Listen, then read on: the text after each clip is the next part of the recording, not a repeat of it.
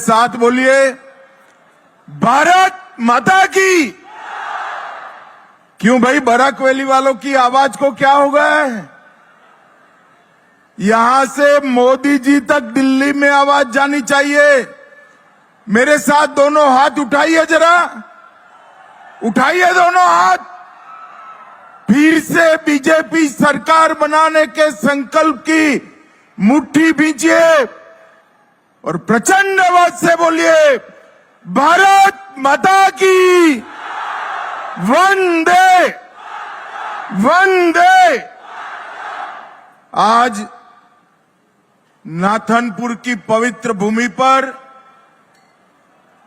इस विशाल जनसभा में मेरे साथ उपस्थित असम के लोकप्रिय मुख्यमंत्री डॉक्टर हेमंत बिस्व शर्मा जी, हमारे प्रदेश अध्यक्ष श्रीमान दिलीप साइकिया जी, असम गण परिषद के अध्यक्ष और असम के कृषि मंत्री अतुल बोरा जी, श्री कौशिक राय जी, कृष्णेंद्र पॉल जी, गृह सचिव गोविंद मोहन जी, तपन डेका जी, सांसद परिमल शुक्ल वैद्य जी, राज्यसभा के सांसद कणाद पुरकायस जी, सचिव सीमा प्रबंधन राजेंद्र कुमार जी, कृपानाथ मल्ला जी, डॉक्टर रवि कोटा, मुख्य सचिव असम सरकार, प्रवीण कुमार, निर्देशक बीएसएफ, महानिर्देशक बीएसएफ, और आज इस पवित्र भूमि पर आए हुए हजारों की संख्या में आए हुए बराक वैली के मेरे प्यारे भाइयों बहनों को मेरा नमस्कार, राम राम। भाइयों बहनों, आज एक प्रकार से वाइब्रेंट विलेज 2 की शुरुआत हो रही है और वाइब्रेंट विलेज 2 के माध्यम से हमारे सीमांत गांव के अंदर भारत के सभी गांव जितनी ही सुविधा करने का प्रयास और शुरुआत हमारे नरेंद्र मोदी जी ने किया है। और ये पूरे बराक वैली के और असम के सीमांत जिलों में हर गांव के अंदर सभी प्रकार की सुविधाएं बनाने का काम नरेंद्र मोदी जी वाइब्रेंट विलेज 2 के माध्यम से करने वाले हैं। एक जमाना था जब सीमांत गांव को देश का आखिरी गांव कहा जाता था और आखिरी गांव सिर्फ सीमाओं के कारण नहीं, विकास की दृष्टि से भी आखिरी था, रोजगारी की दृष्टि से भी पिछड़ा था, बिजली कनेक्टिविटी के दृष्टि से भी पिछड़ा था और शिक्षा की दृष्टि से पिछड़ा था।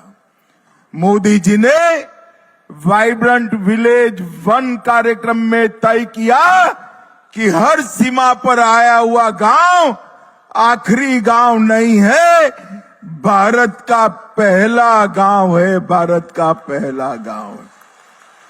और इसलिए आज हमारा ये गांव भी आज से पहला गांव बनने जा रहा है।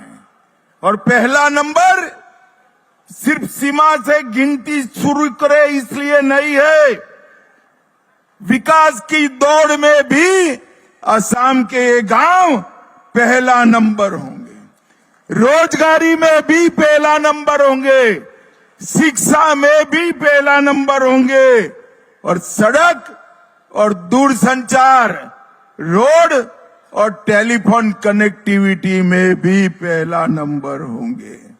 और एक पहचान है पहले गांव की, वो हमें देने का काम भारत के प्रधानमंत्री और हमारे लोकप्रिय नेता नरेंद्र मोदी जी ने दी है। बराक वैली वालों, एक बार मोदी जी के लिए जरा जोर से ताली बजाइए जरा। ये वाइब्रेंट विलेज 2 में 6,900 करोड़ रुपए के खर्च से 334 ब्लॉक और 1954 गांव 17 राज्यों के, जिसमें 9 जिले, 26 ब्लॉक और 140 गांव आसाम के कवर होने वाले हैं। आसाम के 140 गांवों में पूरी सुविधा भारत के हर गांव जैसी होगी।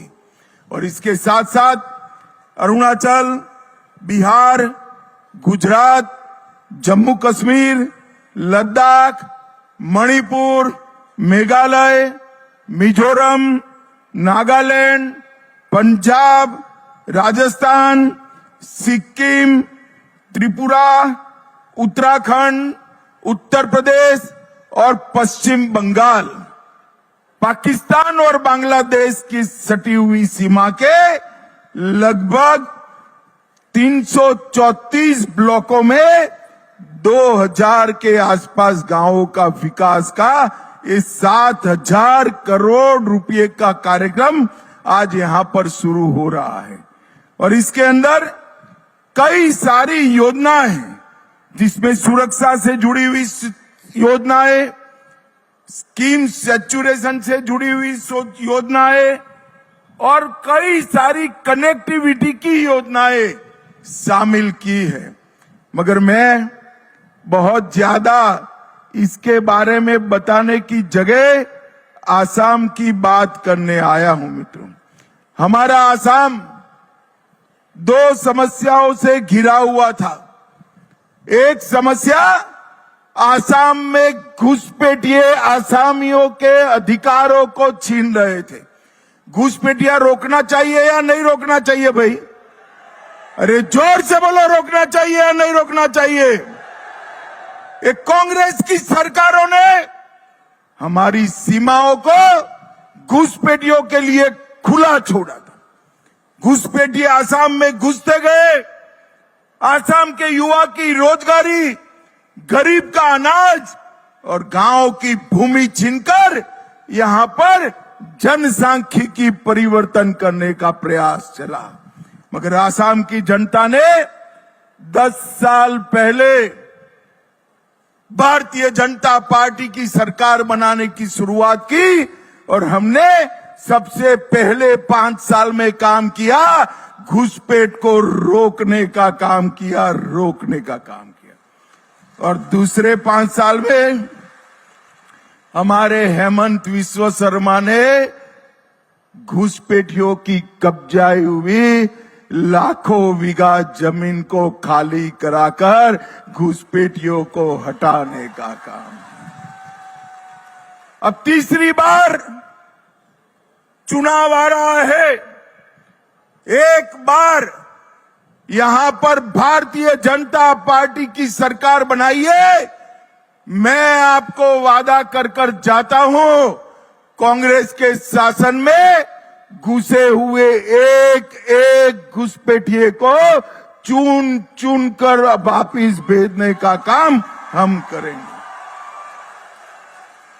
कांग्रेस ने सालों तक शासन किया, मगर आसाम के विकास के लिए कुछ नहीं किया। हमने 10 साल के अंदर, कांग्रेस ने जो 50 वर्ष में नहीं किया, वो हमने 10 साल में किया। डॉक्टर हेमंत शर्मा यहां बैठे हैं।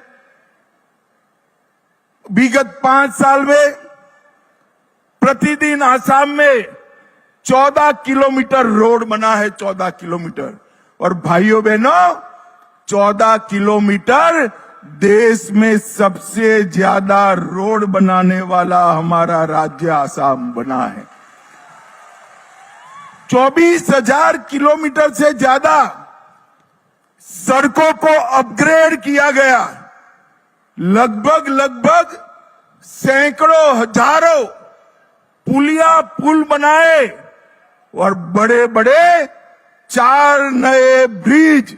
ये 10 साल में भारतीय जनता पार्टी की डबल इंजन की सरकार ने आसाम की जनता को दिए।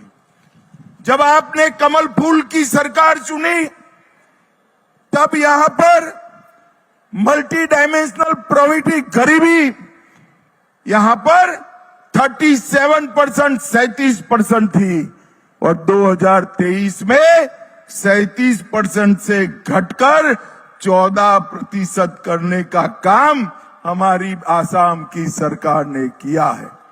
भाइयों बहनों, 2013-14 में आसाम की प्रति व्यक्ति आय 49,000 रुपया थी और 24-25 में 3 गुना बढ़कर 1,54,000 रुपया हो गई। अभी अभी आने से पहले मैं लखपति दीदियों को मिलकर आया, बड़े गर्व के साथ कह रही थी कि साहब मैं लखपति दीदी हूं, मेरे साथ 25 महिलाएं काम कर रही हैं। ये आत्मविश्वास जो आसाम की जनता में आया है, इस सुशासन के कारण आया है, शांति के कारण आया है। मित्रों, आसाम की सरकार ने घुसपैठ को रोका है। यहां पर बम धमाके, बंदूक, आतंकवाद, उसको भी समाप्त करने का काम किया है। और बराक वैली वालों, हमने एक कार्यक्रम ऑलरेडी शुरू कर दिया है। अगले 5 साल में हम आसाम को बाढ़ मुक्त बनाने का काम करने वाले हैं। बाढ़ मुक्त। ब्रह्मपुत्र का पानी जो विनाश विखेरता है, उसकी जगह ब्रह्मपुत्र का पानी हमारे किसानों के खेत में जाएगा और बड़े बड़े तालाबों में पर्यटन का काम भी बढ़ाएगा। मित्रों, ये योजना कुछ दिन पहले ही मैंने उद्घाटित की है और 5 साल में बड़ी बड़ी झीलों से हम आसाम को भर देने वाले हैं। भाइयों बहनों, कांग्रेस के शासन में ये कुछ नहीं हुआ था। आज हेमंत विश्व शर्मा के नेतृत्व में आसाम पूरे नॉर्थ ईस्ट का हेल्थ का हब बन चुका है। आसाम के अंदर 27,000 करोड़ का सेमीकंडक्टर का प्लांट आया है। बराक वैली वालों, सिर्फ 27,000 करोड़ का प्लांट नहीं, ढेर सारी इंडस्ट्री आज आसाम आ रही है। देखते देखते हमारा आसाम विकसित राज्य बन जाएगा। मित्रों, कांग्रेस वाले विकास की बात करते हैं। मैं आपको बताने आया हूं, 2004 से 14 में कांग्रेस ने आसाम के विकास के लिए सिर्फ 1,28,000 करोड़ रुपया दिया था। जोर से बोलो, कितना दिया था? जरा जोर से बोलो, 1,28,000 करोड़। कितना? और नरेंद्र मोदी जी ने 10 साल में 15 लाख करोड़ रुपया आसाम के विकास के लिए भेजा है। ये बोगीबील का ब्रिज और कई सारी ऐसी बड़ी बड़ी रचनाएं आसाम के अंदर हुई है। 30,000 करोड़ रुपया रेलवे के विकास के, सड़क के विकास के लिए 95,000 करोड़, रेलवे के लिए 10,000 करोड़ एयरपोर्ट के लिए देने का काम नरेंद्र मोदी जी ने किया है। और मित्रों, आसाम के विकास के लिए एक ल्यूक्रेटिव इंडस्ट्रियल पॉलिसी भी लेकर हम आए हैं। आने वाले दिनों में अपना आसाम विकसित राज्यों की श्रेणी में शामिल हो जाएगा और ये वाइब्रेंट विलेज 2 कार्यक्रम वो उसका महत्वपूर्ण अंग है। सीमा पर आया हुआ हरेक गांव, देश के बीचों बीच बसे गांव जितना भी विकसित हो, ये हमारा लक्ष्य है। सीमा से पलायन न हो, सीमा से घुसपैठिए न घुसे और सुरक्षित आसाम के माध्यम से सुरक्षित भारत की संकल्पना, ये भारतीय जनता पार्टी का संकल्प है। आज मुझे बड़ा हर्ष हो रहा है कि वाइब्रेंट विलेज 2 कार्यक्रम की शुरुआत बराक वैली से, इस पवित्र भूमि से हो रही है और ये 17 राज्यों के सीमांत गांवों में विकास को अंजाम देने का काम करेगा। मैं फिर से एक बार इस विशाल जनसभा के माध्यम से आप सभी को अपील करने आया हूं। हमने 10 साल में असम को सुरक्षित किया है, हमने 10 साल में असम को विकसित किया है और आने वाले 5 साल में हम असम को बाढ़ मुक्त बनाने का काम करेंगे, बाढ़ मुक्त बनाने का। भाइयों बहनों, अप्रैल में चुनाव आएगा, भाजपा फिर से एक बार सरकार बनाने जा रही है। मुझे बताओ, आप सभी लोग कमल के निशान पर बटन दबाएंगे क्या?